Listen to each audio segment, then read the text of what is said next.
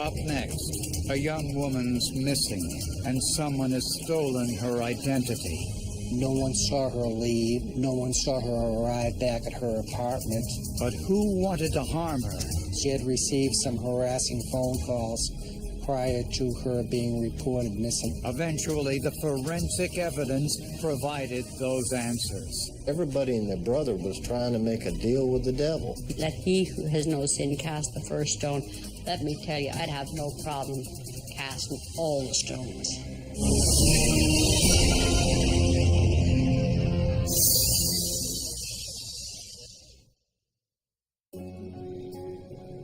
Life was an adventure for 28-year-old Denise O'Neil. It was no trip she wouldn't take, virtually no activity she wouldn't try.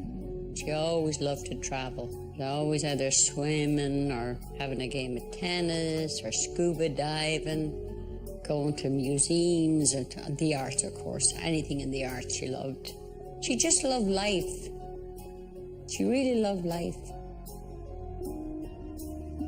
After graduating from college, Denise took a job as a waitress in Palm Beach, Florida, while she looked for a job teaching English. She knew the restaurant business from A to Z and certainly made very good money, so why not? Denise was a punctual employee, but after missing 2 consecutive days of work without calling in, her manager grew alarmed. Denise had been employed at this restaurant for 2.5 years and had never missed a day of work at all. Her employer notified the police department and they began a missing persons investigation. Police went to Denise's apartment. Her car was missing, but there were no signs of a break-in. Her apartment was extremely neat, in order. Nothing seemed to be in disarray. They also checked the phone answering machine, which provided a clue. There was an early alert from a credit card company saying there was some unusual spending on one of her cards. Later that afternoon, police found Denise's car in a parking lot across the street from her apartment. They immediately felt that someone else must have been in the car because Miss O'Neil was a very, very fastidious person, and the car was just the opposite. A pink jacket belonging to Denise was on the back seat. 2 soda bottles were on the floor. There was a cigarette butt on the floor of the driver's side of the car, and Miss O'Neil didn't smoke. I noticed that there was white sand on the right rear floor mat. We had sand on the driver's side and a small amount on the passenger side. In Florida, sand is quite common, but not this kind of sand. It wasn't beach sand. It wasn't black mud. It wasn't coarse brown sand. It was unique. It was consistent with limestone. Police dusted the entire car inside and out for fingerprints. We found over 20 prints in total. They were all over the car. They were on the inside, they were on the trunk, they were on the outside of the vehicle. On the day Denise went missing, her credit card revealed she bought a pair of women's sneakers at 2:30 in the afternoon, but failed to show up for work at 5:30. So somewhere in between that window, something must have happened to her. This was one of the best pieces of evidence for the police because it gave them a time frame. No one at Denise's apartment had seen or heard anything suspicious. But then, a chilling call came in to 911. Do you have emergency? Apparently there's a body in the canal right by our house, by the house where I'm at. What kind of body? A human body. The body was very visible to the neighbor. It looked like it had been wrapped up in some large pink sheet.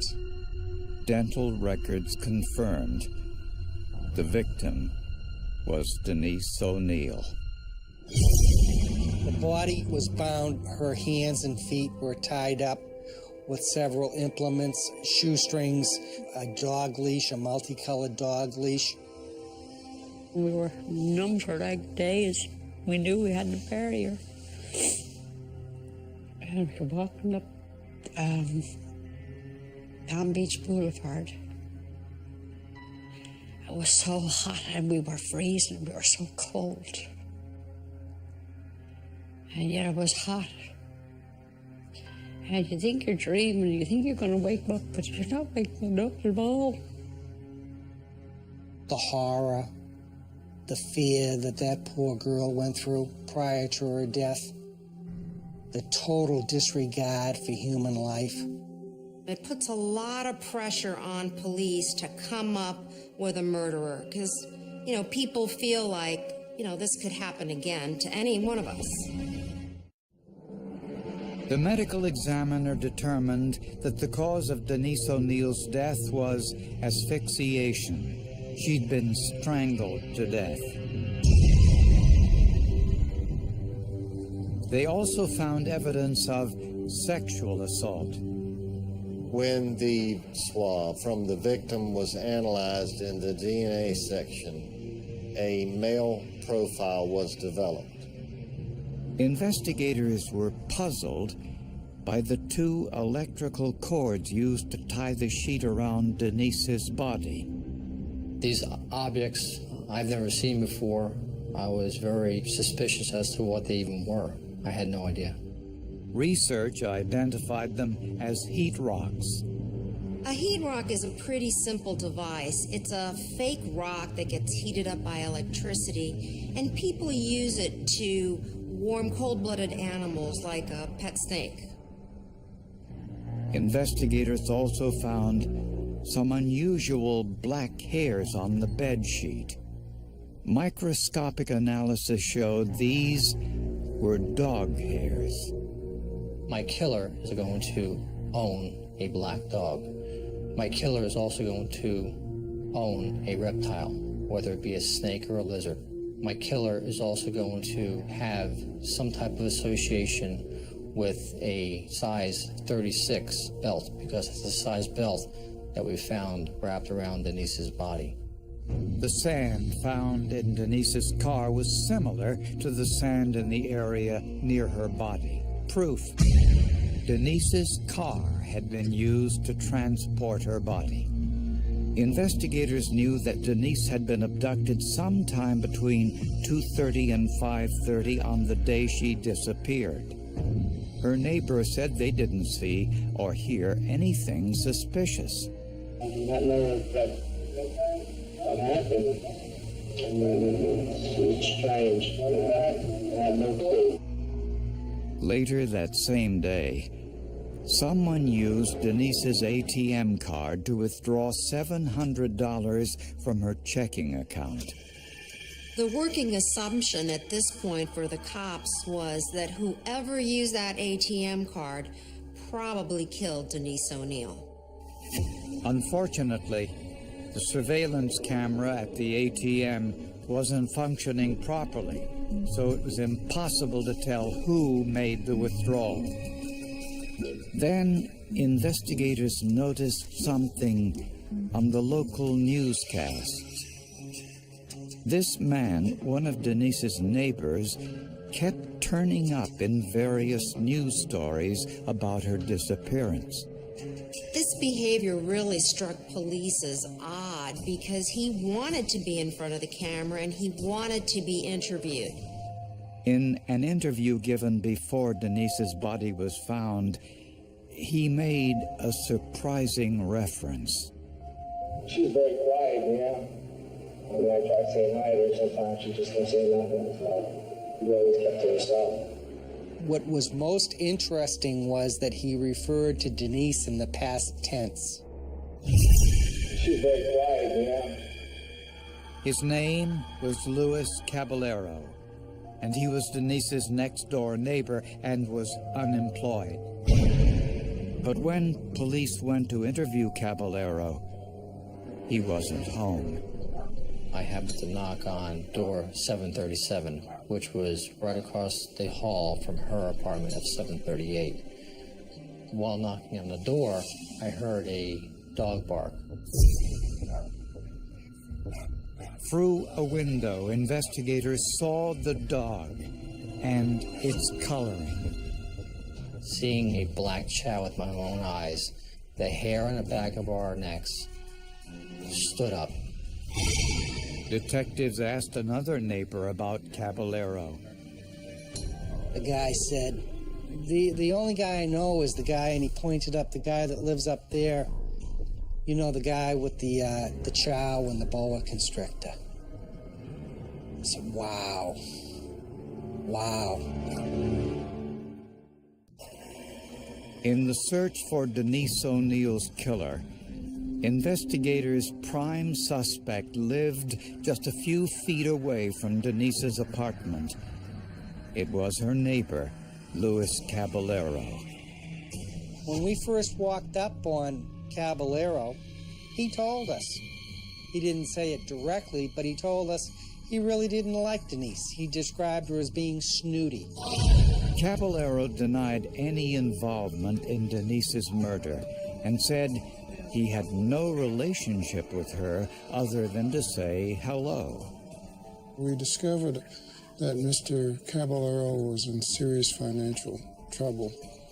He had a phone bill of $6,000 from phone sex lines that he had been calling, that he was behind in his rent and that he could be evicted at any time. Detectives obtained a search warrant for Caballero's apartment. What struck me immediately was the large amount of pornography inside the closet. The type of pornography that was there dealt with a lot of violence. It was real sick stuff. We did not find Denise O'Neill's fingerprints inside Caballero's apartment. But they did discover other clues. I walked into the actual bedroom area, and as I started to turn to the left, I observed what appeared to be and thought was a fish aquarium. They found impressions at the bottom of the tank, and it looked like they might be where the heat rocks had been. A pair of heat rocks and the electrical cords were wrapped around Denise's body. Police also found a pair of black men's sneakers in Caballero's closet. They didn't have any shoelaces in them. Miss O'Neill had been bound with black-colored shoelaces. There was also a reddish-brown stain on the bedroom carpet that might be blood. To be sure, investigators turned out the lights and sprayed the stain with luminol. 3 very distinct blood stains emerged. It appeared to be consistent with the outline of the buttocks area of a human being. Also in Caballero's bedroom, investigators found several other important items. We found a pair of scissors, and trapped within the hinge of the scissors appeared to be blue-colored fibers. We knew that Miss O'Neill had been wearing a blue-colored garment that had been cut. Caballero maintained Denise had never been inside his apartment, but under a cardboard box, investigators found a gym membership card. And when I picked it up and turned it over, and it had Denise O'Neill's name on it, I was ecstatic. I didn't know her, he says in front of the cameras. Well, I've got you now because she's dead and her card is inside your house. Detectives believe this clue was left at the scene by a desperate Denise O'Neill. I can't prove it, but I'll always say that she put that card there. That's the way it hit me. My first question was, have you ever detailed Denise's vehicle? Luis Caballero's response was, he's never been in her car or never detailed her car. but analysts found Caballero's prints inside Denise's car. When faced with this evidence, Caballero changed his story. He now claimed he was an unwitting accomplice. He said the real killer was his friend, 19-year-old Isaac Brown. So, Isaac approaches her and confronts her in the hallway? Yes, he approached and grabbed her from behind as she was going into the door. So now she's into your apartment. Yes. Isaac has her on the belly, and I'm a little bit hysterical. I never thought it was going to happen. Brown, who had no criminal record, also confessed, but said the killer was Caballero, who was broke and desperate for money. Brown said Caballero had been planning to rob Denise for months. There was just loose talk from Caballero saying that, man, I need to come up. I need to hit somebody. I need some money right now. And the only person I could think of that's got some money right now is right there. And he'd always point across the hallway. Everybody and their brother was trying to make a deal with the devil. In other words, every bad guy in this case was wanting to confess and plead out, but get the best deal they could. Brown's prints were found on a soda bottle in Denise's car, proof he was involved. Despite Brown and Caballero's conflicting versions of what happened, their stories were identical on one count. They had breakfast together just hours after dumping Denise's body in the canal.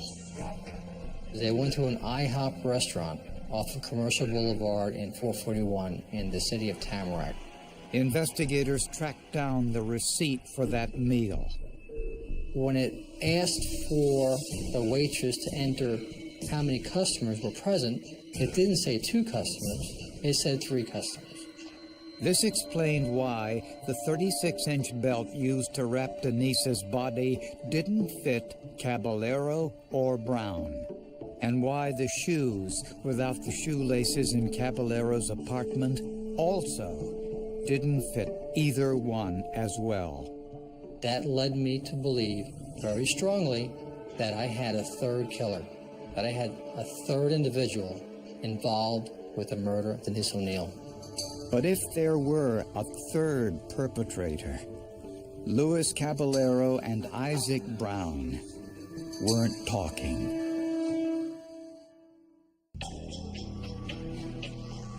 Investigators now had 2 men in custody for the abduction and murder of Denise O'Neil, Louis Caballero and Isaac Brown.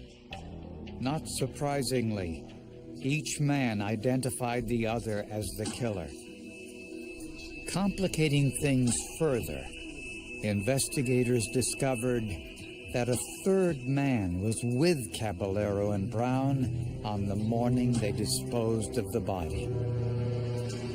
It is absolutely shocking. The defense now can say the real culprit is out there. The real culprit is the person who you haven't charged. But who was this third man? When police did a background check on Louis Caballero, they learned he'd been arrested a month earlier for car theft, and he had an accomplice. He was with an acquaintance of his, Robert Messer. 20-year-old Robert Messer's fingerprints were on file. Voila, lo and behold, there was Mr. Messer's print on some of the items in the trunk of Denise O'Neil's car. When police arrested Messer, he too denied any involvement in the murder. Robert Messer told me, "I didn't kill her. How dare you tell me that I'm the killer? I'll tell you what happened. I was there." Messer said he did nothing, but that Caballero and Brown were both involved. Messer said he was in Caballero's living room when Caballero and Brown raped and murdered Denise O'Neil in the bedroom. I sat there with my fingers in my ears, and the TV was up loud. I can barely hear the TV now, but I heard her screams. I heard her screaming. All three men were charged with first-degree murder. But when DNA results came back, only one of the three, Luis Caballero, was tied to the sexual assault. Based on the forensic evidence and witness interrogations, investigators believe Caballero planned the attack on an afternoon when Denise was doing her laundry.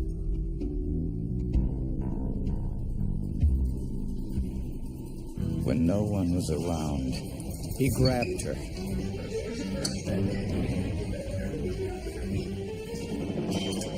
and forced her into his apartment.